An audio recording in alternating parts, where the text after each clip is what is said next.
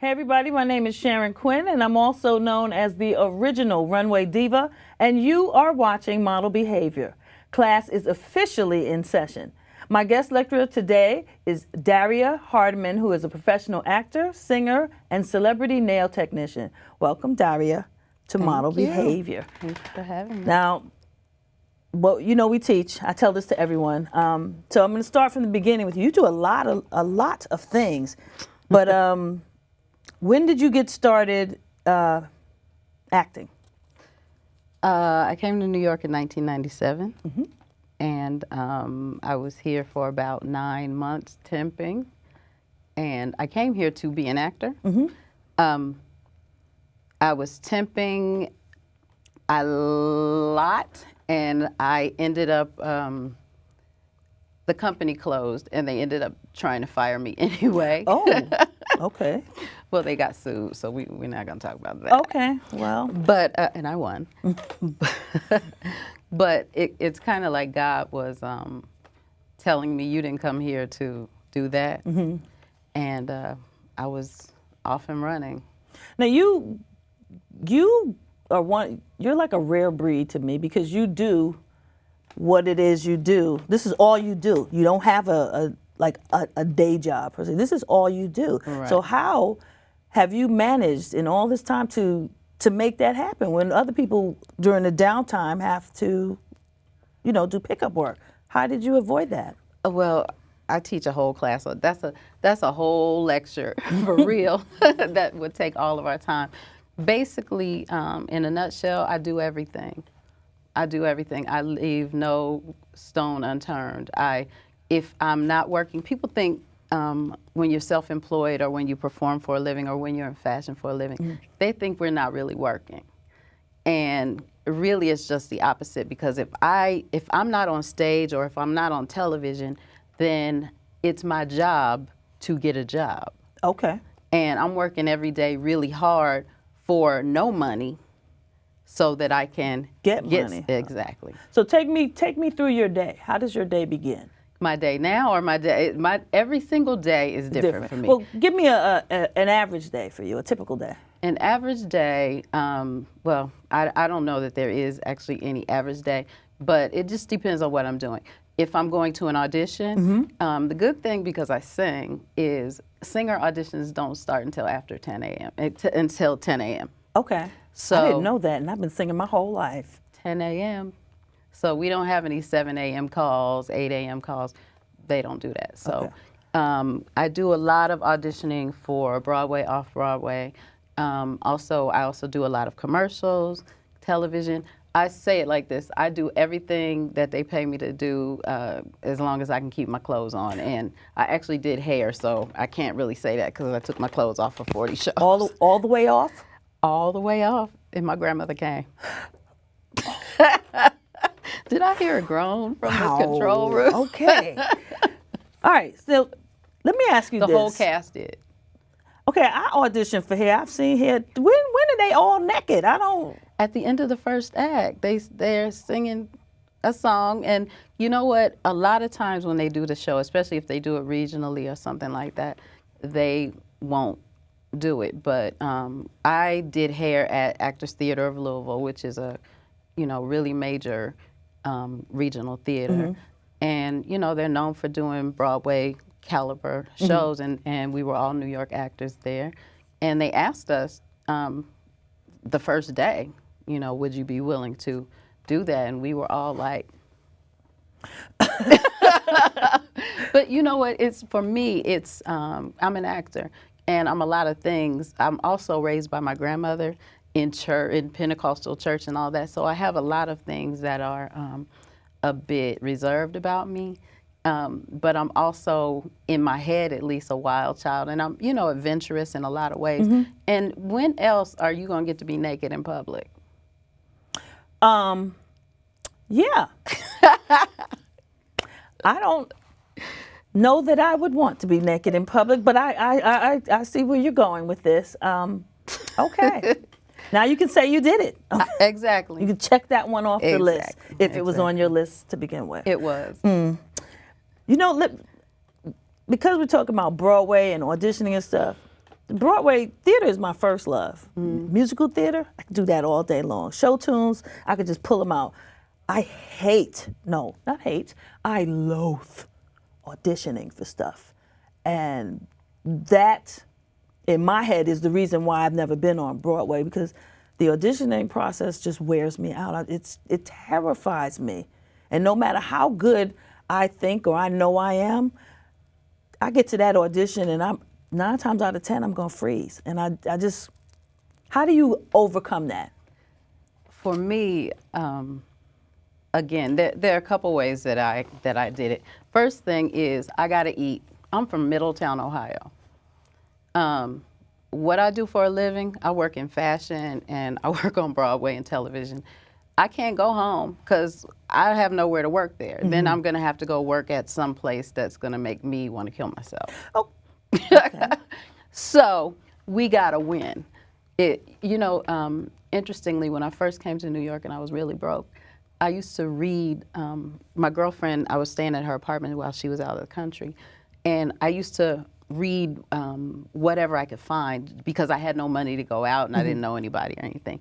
And I read this book, and I think it might have been the beginning of a forward of like how to win friends or influence people or something like that. And there was a story about how back in the day, when you had there was a Navy, and the Navy was going to another country to attack them.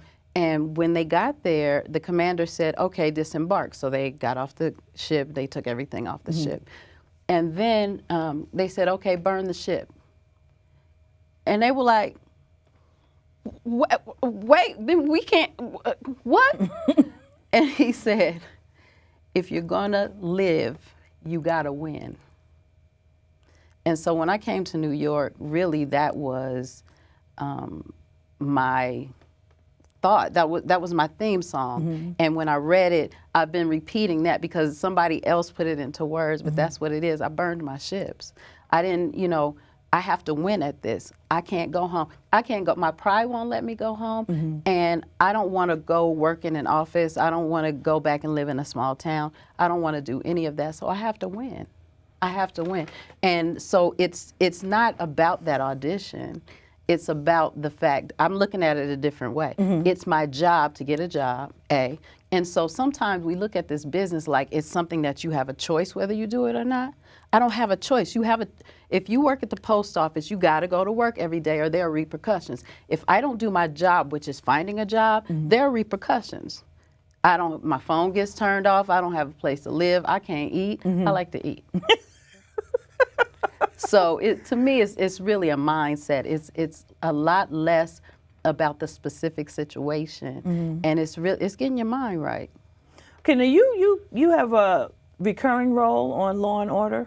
No, I had a recurring role on Third Watch when it was on. Okay. And I've actually been on, I've recurred on Law and Order SVU.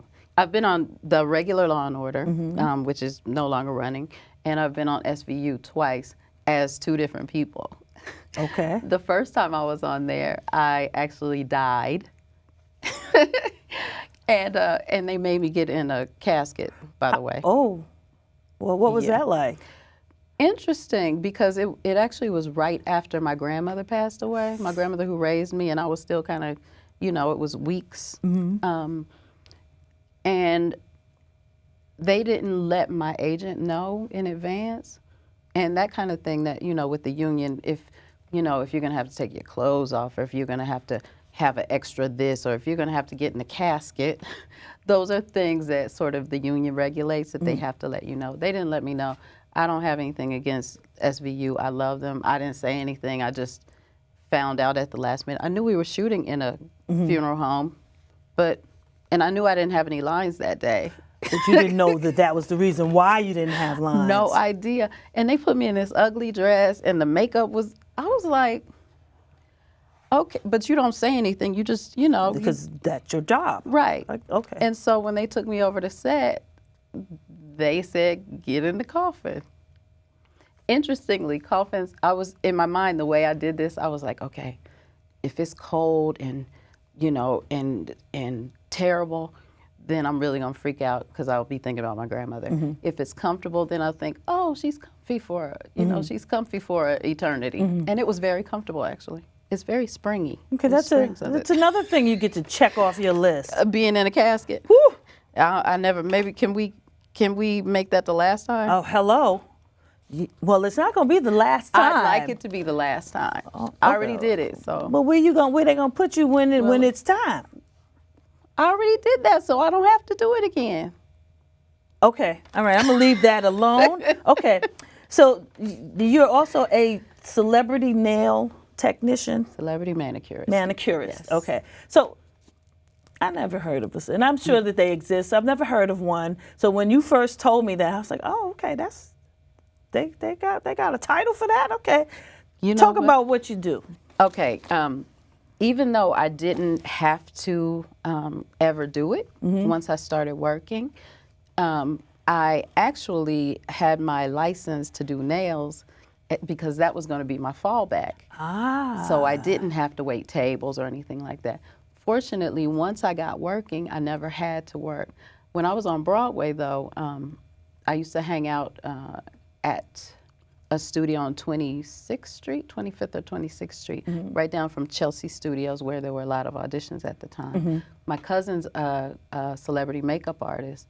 She was working with Judge Hatchett. I used to hang out there between auditions because there was a lot going on, audition to audition, just like go-sees all day. You just trying to get them all in because every audition, of course, is an opportunity. Yep. So I was hanging out there. Somehow it came up that I did nails because I was back there with the hairstylist and the clothing stylist and the makeup artist. And, a few days later, I get a phone call at like 6:30 in the morning, like, didn't you say you do nails? I'm rolling over. I already told you we don't get up till 10 o'clock. So I'm like, who is this? And I used to, I was young. I was in my 20s. I used to say slick stuff like, you better be cute. What is this about, But I kind of turned my nose up and was like, who is this?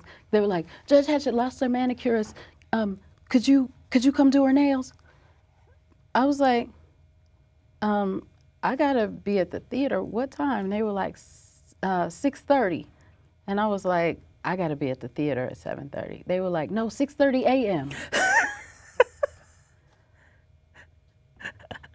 I'm like, just with all kind of attitude.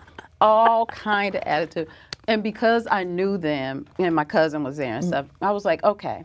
So I drag myself out of bed and I go down there and I do the manicure. And they like me and they asked me if I could do it every day. She shot 4 days a week, if I could do it every day. And I was thinking, I got a few commercials running, so the residuals are coming in for that. I'm in a show on Broadway. So you're thinking like, I don't really need this money right now. I'm on Broadway, so that, that's a good little check. And I was like, all right, it's, and then they asked me what I was going to charge them.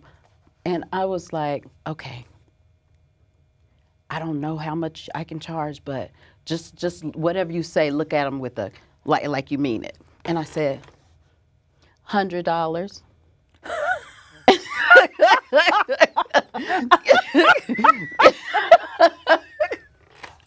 Just green as the grass. And they were like, 100 a week? I said, 100 a service.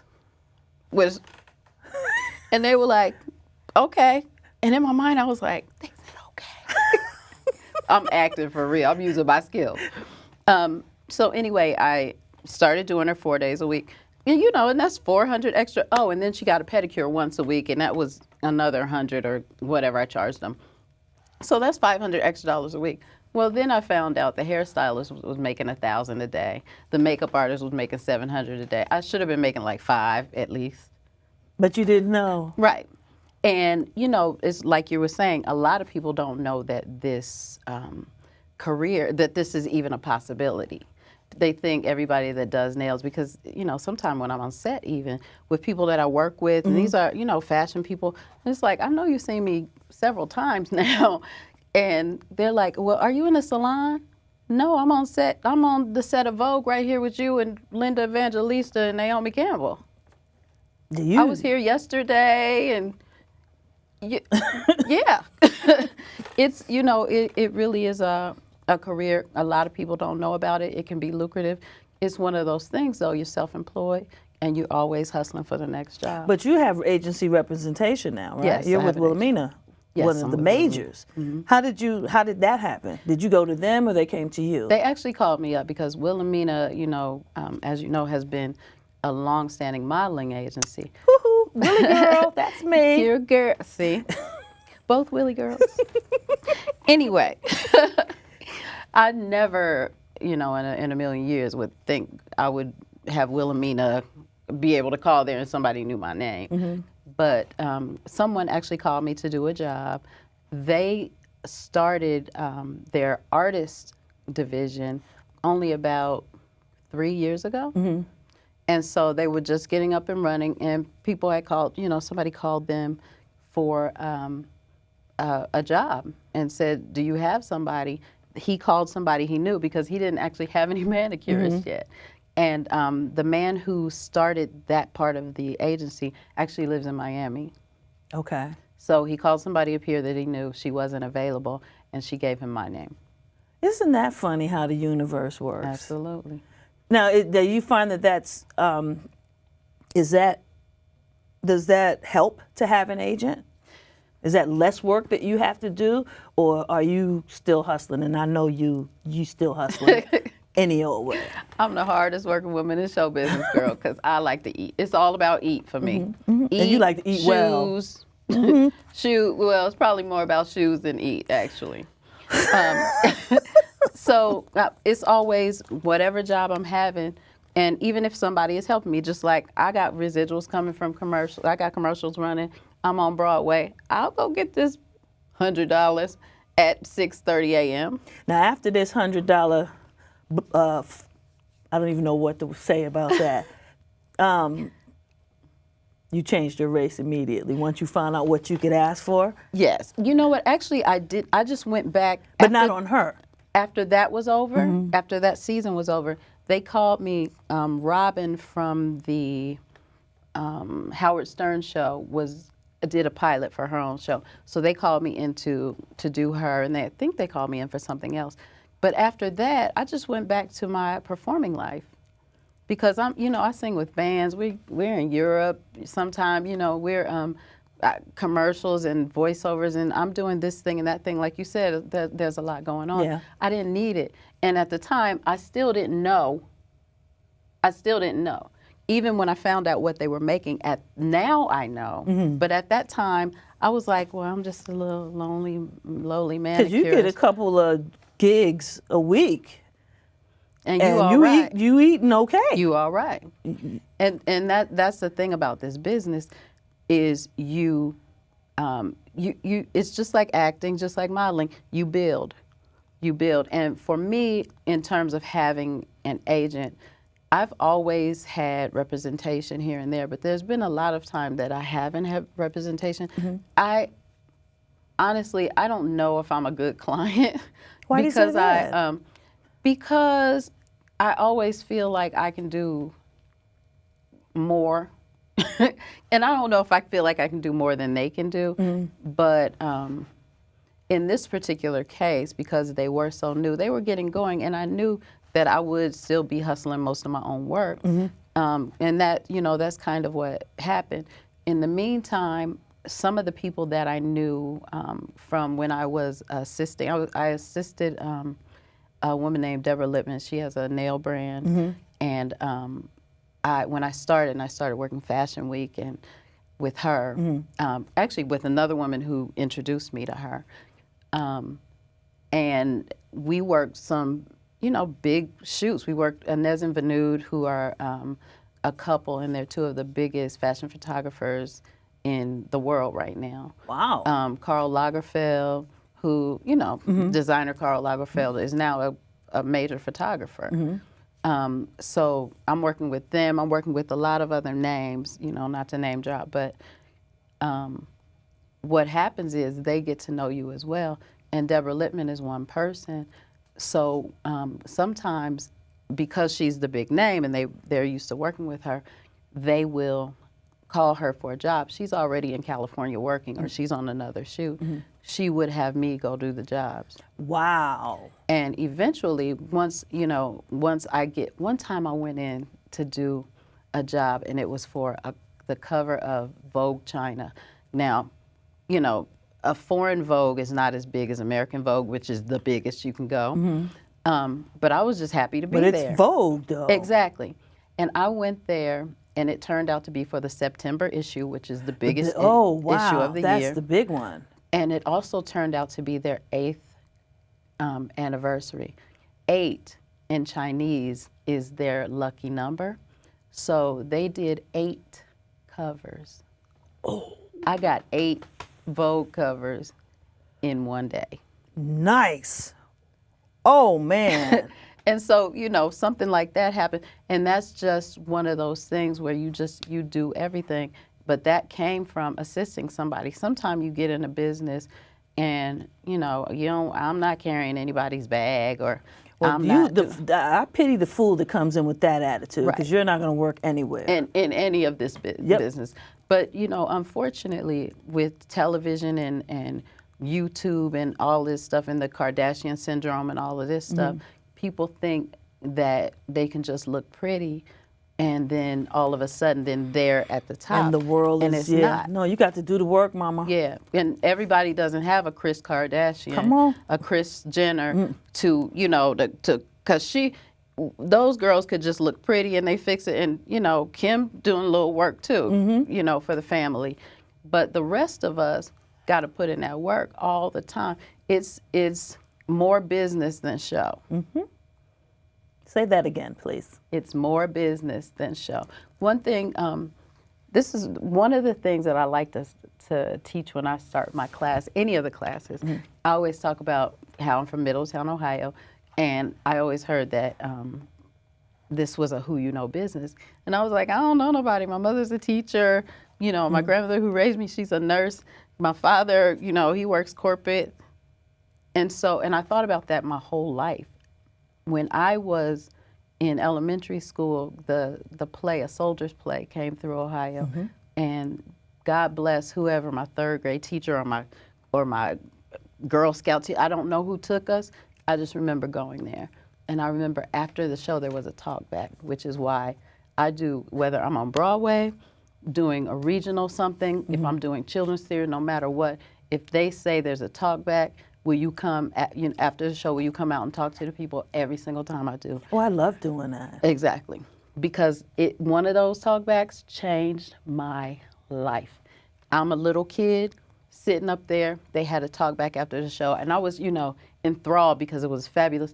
I believe Denzel Washington was in that cast. It was, and the man who played You see my face, right? the man who played, and Samuel L. Jackson. It was a Negro ensemble theater. Oh, that's where it got started at. Yeah, though. I remember that. That's who was on. That's who came, and I can't prove it, but I think Denzel was in that because I remember having a big crush on him, and I remember him coming out late at the talkback. And Adolph Caesar, who was the man who played the mean grandfather on Color Purple, the movie, was in it. The Sarge. Exactly. And I remember everybody asking a question, and I raised my hand, and I was never really shy, but I'm shy all of a sudden now. I can't remember what question I asked, and I can't remember what he said. All I can remember is he looked at me. And I was like, he sees me. And suddenly I felt like in my little head, it was like, now I know somebody. He knows me now. So now now it's okay. And just that little moment, it changed my life. It really, really did. Is that when you decided that, or did you already know that this is what you wanted to do? I wanted to be an actor, a singer, an architect, and a doctor. And all of the architect and the doctor sort of went by the wayside because I was like, I can play those on TV. Or at least, in my mind, I was also like, well, maybe I'll just go be an actor for a few years and then I'll go and do one of those other things. What I didn't know is how addictive this business is and this hustle is. And it's kind of like, what do you do after this? Mm-hmm. So I'm getting to the point. I'm sorry. One of the things I tell them that story. And I always tell them, you know, in this business, you have to make yourself famous. And it kind of speaks to, again, what you were saying about being scared. But I'm not scared to eat. I'm scared of having to go back to Middletown. You have to weigh you're scared. Yep. I'm scared of having to go back to Middletown. I'm scared of being out on the street in New York City. I like my shoes. Yeah, fear is a powerful motivator, honey. Exactly. I know. Exactly. So one thing that I read when I was reading I was reading autobiographies. And my friend, when I was too broke to go out, happened to have the autobiography of RuPaul. Wow. It was wonderful. The biggest lesson that I took out of it about his life is he was just a club kid in Atlanta and, you know, hanging with the other drag queens and stuff. And there's a whole lot of beautiful drag queens. He's particularly beautiful, but there's a whole lot, you know, if you saw him in a room before he was famous, you might pick somebody else. But what he did was he decided, I got to make myself famous. So he was like, we're in Atlanta. You know what? We got really bad traffic, and people are stuck in traffic all the time. He went and found a cornfield with a thing in it, with a billboard in it. And he put his picture up on the cheapest billboard he can find, but it was where there was a lot of traffic congestion. The next thing he knew, he was going places and people were like, I know you, you're famous. And parlay that into what you know today. So I tell people, make yourself famous. I used to look in backstage and find, you know, I have to make something work. If there's nothing in there that I'm right for, I got to make it right. So you got to go, see, that's one of the things I learned early on, is you audition for the stuff, you know, you probably don't have a shot in hell of getting that. And someone gave me that as a tip to get over my stage fright. Right. It ain't work, but it's a good way to you might mess around and get something that maybe they didn't think you were right for until they saw you. Or you may get nothing. True. But you make yourself famous. This one particular time, it was a Saturday. I had no other auditions. They said Jenny McCarthy type. Then I was like, I'm a girl, she's a girl. I'm funny, she's funny. Right. I'm going to I'm this. like, I'm not blonde, I'm not a Playboy bunny, I'm not, all of those things. But I was like, I'm going to this. It was a Saturday, I didn't have nothing else to do. So I have to go up 5 flights of stairs. Get in there, the room is about as wide as this rug. There's rows of chairs on both sides and a whole bunch of cookie cutter girls sitting all up and down. And so it's almost like a runway when you walk in, and the room is on the other side.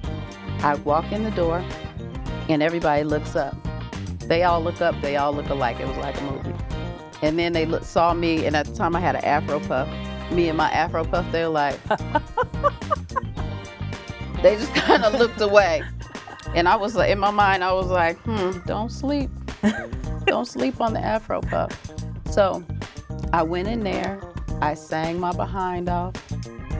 I gave them my pick. I read very well. And there's 2 things gonna happen. They're gonna change their mind and make it this brown girl, or they're gonna still hire a Jenny McCarthy type. But they've seen me. But they're gonna remember who you are. And they do other things. And so I've gotten calls 7 years later from places. I always say, don't ever leave the house without something with your picture and your phone number on it. Say that Ever. again. Don't ever leave the house without something with your picture and your phone number on it. And I don't care who asks you for it, give it to them. I don't care what they looking like, because they may be a student and you don't know if that's Spike Lee Jr. Yeah, that's true. You don't know. And I've gotten calls later. And maybe this time, maybe the leading man was 5'4" and I'm 5'7". It doesn't work. But for next time, here's the other thing. When I left there, I did not book that job. But when I left there, me and those cookie cutter girls, they remember 2 people who were there. They remember the girl who got that job and that fabulous girl with the Afro puff who had the nerve to come up in here. All the rest of those girls, forgettable. Okay. Make yourself famous. And on that note, we are just about out of time. I'd like to thank my guest, Daria Hardeman, for sharing her industry knowledge with us today. Now, before I go, I'd like to leave you with a few thoughts. I want you to, 1, remember that you can't change the game until you first learn the game. Always surround yourself with positive people and positive things. And lastly, do what you love and love what you do. Don't forget to like us on Facebook and follow us on Instagram, Twitter, and Pinterest. Thanks for watching Model Behavior, and I'll see you next week. Class is officially dismissed. Bye, y'all.